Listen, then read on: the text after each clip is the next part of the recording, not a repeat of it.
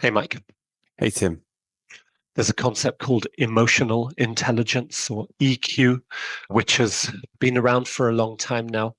And it effectively says managing your own state of mind, managing your own emotions is something that can create a lot of positivity and resilience and ability to deal with stress and ability to deal with people. And it's normally split up into four quadrants or four ideas around self awareness. So, understanding yourself, self management. So, working on yourself to be able to manage yourself better.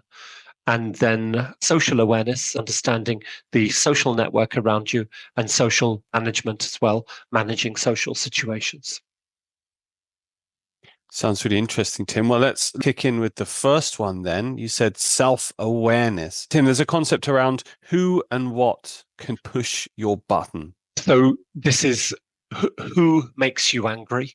How do they make you angry? What triggers you? And, what are the instances or situations that give you a hard time? So, understanding those and being aware of those is a mechanism of self awareness that can help. Mm. And the next one, Tim, to know thyself when stressed.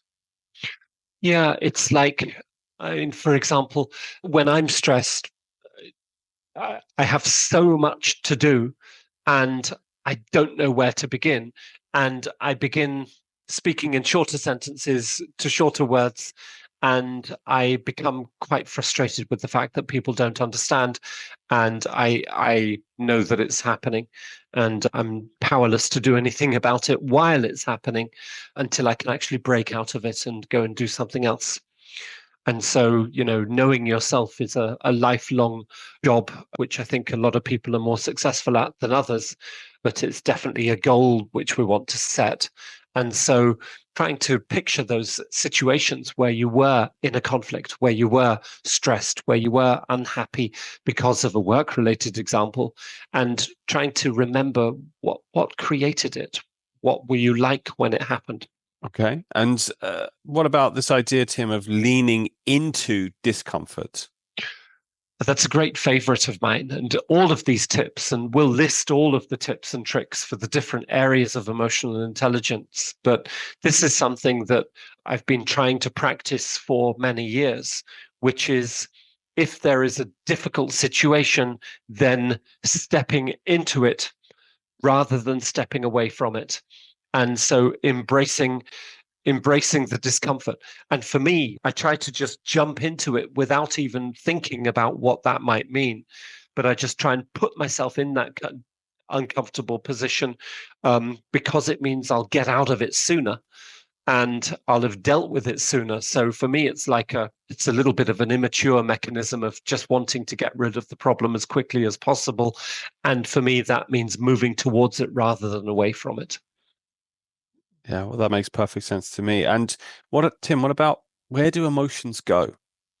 Oh, yeah, that was interesting. An emotion like frustration, fear, or anger, or resentment, or jealousy, or pain, or being upset. Do you remember in one of the earlier films you were saying, where do you feel the emotion? Which part of the body do you feel it with? And there's a concept that emotions are really physical things. They actually have a place within the body, and they have a lifespan. So the emotion itself is actually neutral, whether it's positive or negative. It's a neutral thing, and it will bubble up. It will get quite strong, and then it will dissipate and get less strong, and eventually it will disappear. And so it's measuring how far this emotion goes. And some people get angry and they stay angry for days. Yeah. Hmm. They don't know it. Yeah. They don't realize it. They would never admit it. I'm sure everybody listening to this has got family members who they get annoyed and 3 days later they're still annoyed. And you say, what are you annoyed about? I'm not annoyed. I'm not annoyed. And that emotion is still there, even after quite a long period of time.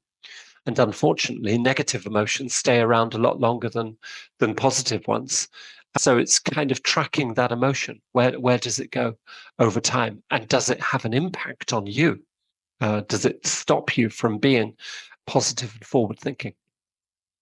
Mhm.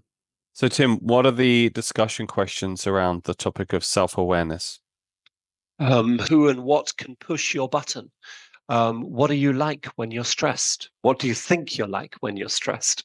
Hopefully, you're speaking to a couple of colleagues there who can give you their opinion. Lean into discomfort. Can you think of an example? And where do your emotions go? Do you have an example of an emotional situation where that emotion stayed around for a lot longer than you thought it did?